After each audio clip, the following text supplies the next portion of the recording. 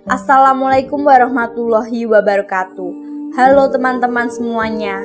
Selamat datang di channel Kisah Kehidupan Nyata. Semoga teman-teman semuanya dalam keadaan baik-baik saja dan tetap dalam lindungan Allah Subhanahu wa taala.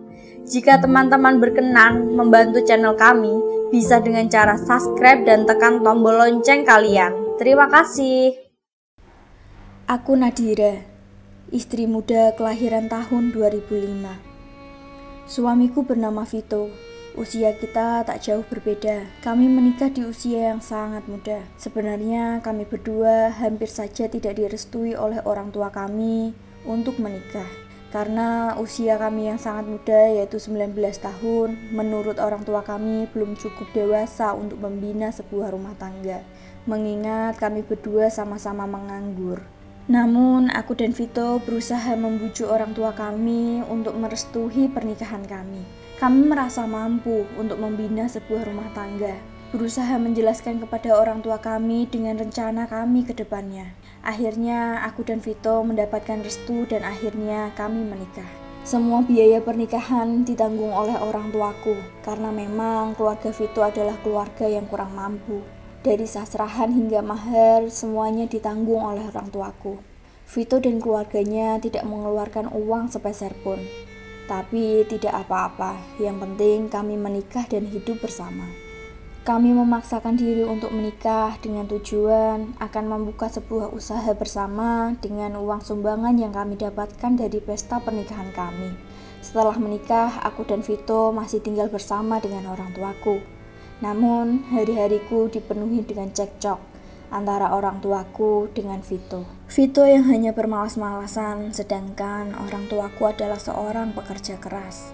Yang kalau tidak sibuk dengan pekerjaannya, ia sibuk dengan kegiatan di rumah. Vito tidak pernah membantu, dia hanya bermalas-malasan di dalam kamar dengan sibuk memainkan HP-nya. Orang tuaku merasa geram, karena bukannya berusaha menafkahi aku, Vito malah dengan santainya menggantungkan hidupnya pada orang tuaku.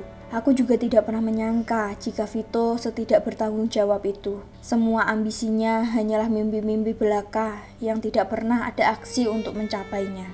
Setiap hari aku berusaha membujuk Vito untuk segera membuka usaha kecil-kecilan. Namun selalu saja ada alasan dia untuk menghindari itu.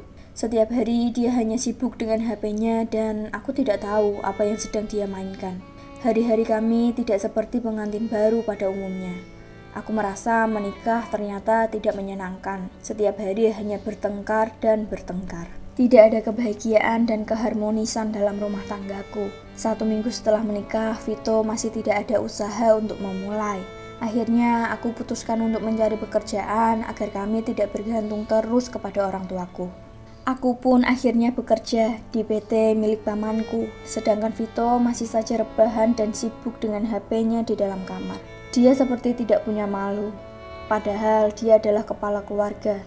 Tapi malah aku yang mencari nafkah. Tapi aku yakin mungkin beberapa waktu ke depan dia akan berubah. Tapi sepertinya aku salah. Baru saja 2 minggu menikah, dia memaksaku untuk menggadaikan mahar pernikahan kami. Sontak aku marah dan tidak mau karena memang mahar itu yang membelikan adalah orang tuaku, bukan Vito.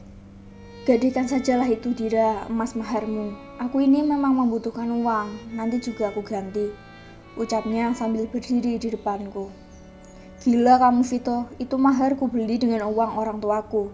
Tidak malunya kamu Vito, jawabku dengan nada tinggi. Sudahlah, kau ungkit-ungkit terus kalau semua itu dari orang tuamu, ujarnya dengan wajah yang marah. Memang benar semua dari orang tuaku. Memang kau bisa apa? Usaha tak pernah, uang pun tak ada, jawabku dengan kesal dan jengkel. Kau rendahkan aku ya Dira, aku ini suamimu. Wanita biadab memang kamu Dira, menyesal aku menikahimu, ujarnya dengan emosi. Sontak aku terkejut dengan ucapannya, seperti tersayat-sayat hatiku. Suamiku mengatakan menyesal menikahi aku. Aku mencoba sabar untuk menerimanya, tapi dia tidak pernah bersyukur menikahi aku. Dengan menangis, aku keluar dari kamar. Tak lama, Vito keluar dari kamar dan pergi dari rumah. Menggeber motornya kencang-kencang dan aku tidak tahu dia mau pergi kemana. Aku juga tidak tahu dia membutuhkan uang untuk apa. Yang pasti aku sakit hati dia memaksaku untuk menggadaikan mahar pernikahanku. Berhari-hari Vito tidak pulang. Aku juga tidak peduli dan tidak mau mencarinya. Biar saja dia pergi. Aku rasa aku siap untuk menjadi janda daripada memiliki suami seperti Vito. Toh aku masih muda, pasti juga masih banyak yang mau jadi suamiku. Pagi hari saat aku mau berangkat bekerja, ada 2 orang laki-laki datang ke rumahku. Ternyata mereka adalah seorang debt collector.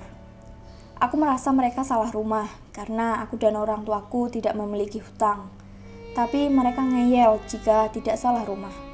Ternyata Vito lah yang menghutang, tidak pernah pulang, dan sekarang dia membuat ulah. Aku jelaskan kepada mereka bahwa Vito tidak ada di rumah.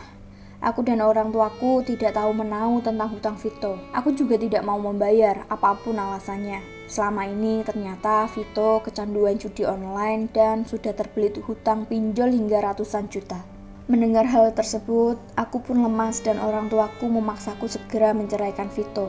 Orang tuaku tidak mau aku terlibat lebih jauh lagi. Aku pikir-pikir benar juga kata orang tuaku. Akhirnya aku layangkan gugatan perceraian setelah 2 bulan menikah.